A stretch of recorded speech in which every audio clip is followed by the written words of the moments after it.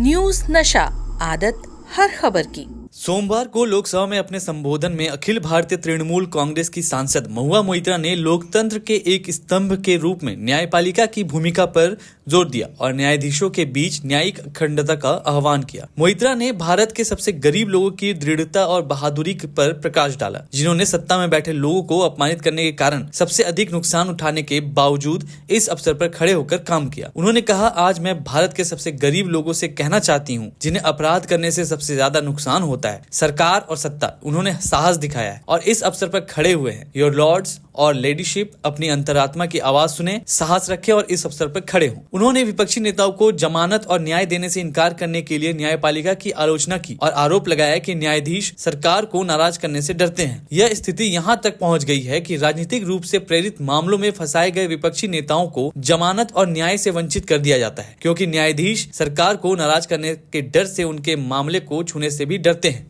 इस संदर्भ में मोइत्रा ने न्यायपालिका से भारत के गरीबों के उदाहरण का अनुसरण करने और इस अवसर पर खड़े होने का आग्रह किया। सांसद ने संसद के निचले सदन में राष्ट्रपति के अभिभाषण के धन्यवाद प्रस्ताव के दौरान अपने भाषण में यह टिप्पणी की। मोइत्रा ने भारत के मुख्य न्यायाधीश DY चंद्रचूड़ की कोलकाता में की गई टिप्पणी का उल्लेख किया कि न्यायाधीश देवता नहीं है और वे लोगों की करुणा और सहानुभूति के साथ सेवा करने के लिए हैं। उन्होंने कहा, जिस तरह कोई व्यक्ति आंशिक रूप से गर्भवती नहीं हो सकता, या तो आप गर्भवती हैं या नहीं, लोकतंत्र में न्याय भी पूर्ण होना चाहिए, यह आंशिक रूप से प्रभावी नहीं हो सकता। मोइत्रा ने न्यायाधीशों की सेवानिवृत्ति आयु के बारे में भी चिंता जताई, जो उच्च न्यायालय के न्यायाधीशों के लिए 62 वर्ष और सुप्रीम कोर्ट के न्यायाधीशों के लिए 65 वर्ष है। उन्होंने तर्क दिया कि इससे उच्च न्यायालय के न्यायाधीशों को अंतिम समय में पदोन्नति के लिए सुप्रीम कोर्ट कॉलेजियम के सामने झुकना पड़ता है, ताकि वे लंबे समय तक सेवा कर सके और अन्य पदों पर रहने के लिए योग्य हो सके। मोइत्रा ने कहा, अब दुर्भाग्य से इसने उच्च न्यायालय के न्यायाधीशों को अंतिम समय में पदोन्नति के लिए सुप्रीम कोर्ट कॉलेजियम और सरकार के सामने झुकने में योगदान दिया है, ताकि वे 3 और वर्षों तक सेवा कर सके और फिर लोकपाल के प्रमुख, राष्ट्रीय मानवाधिकार आयोग के प्रमुख, विभिन्न न्यायाधिकरणों के अध्यक्ष जैसे अन्य पदों के लिए योग्य हो सके। I will also touch upon another pillar in our democracy, the judiciary. 2 days ago, the Honorable Chief Justice of India, while on a visit to Calcutta, remarked that judges were not deities. They are here to dispense justice with compassion. Just as one can't be partly pregnant, you are either are or you're not. Justice and democracy too must be absolute. They cannot partly be in effect. The retirement age for High Court justices is 62 and the retirement age for Supreme Court judges is 65. Now this has unfortunately contributed to High Court judges kowtowing to the Supreme Court Collegium and to the government for a last-minute elevation to be able to serve for 3 more years and then qualify for further sinecures such as the head of the Lokpal, the head of the National Human Rights Commission, chairman of various tribunals. It has come to such a state that opposition leaders framed in politically motivated cases are denied and bail and denied justice simply because judges are even scared to touch their case for fear of offending the government. Today I say, the poorest people in India who have perhaps the most to lose from offending the government in power, they have shown spine and risen to the occasion. Your lords and ladyships, heed thy inner voice, have a spine, rise to the occasion. The last time in history that we heard of a 1,000-year vision was during the Third Reich. This was the second time that we've heard of it. But then ultimately, Lord Ram said, stop, not in my name. Oti dorpe hoto Lanka. Too much arrogance, too much pride caused you to lose the kingdom of Lanka. The BJP lost in Ayodhya, Faizabad, where the temple is.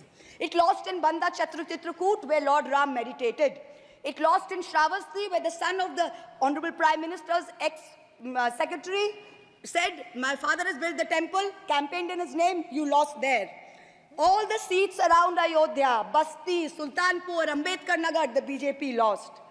ये तुम लोगों के नाम जपों में पहले सा आराम नहीं, ये तुम लोगों के नाम जपों में पहले सा आराम नहीं, जबरदस्ती के जय श्री राम में सब कुछ है पर राम नहीं, जबरदस्ती के जय श्री राम में सब कुछ है पर राम नहीं. Today in India, there are 2 types of leaders. Those of us who come via the voting machine, and then there are many who come via the washing machine.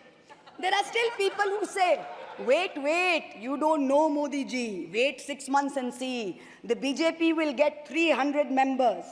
To them I say, no. This will not happen this time because every potential turncoat will have to choose between temporary greed or fear and between permanently becoming politically irrelevant.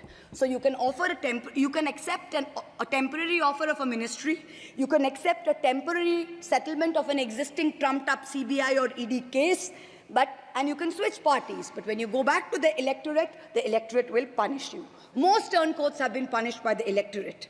Also this time, India has very large, solid bloc components. The Congress has 100 seats.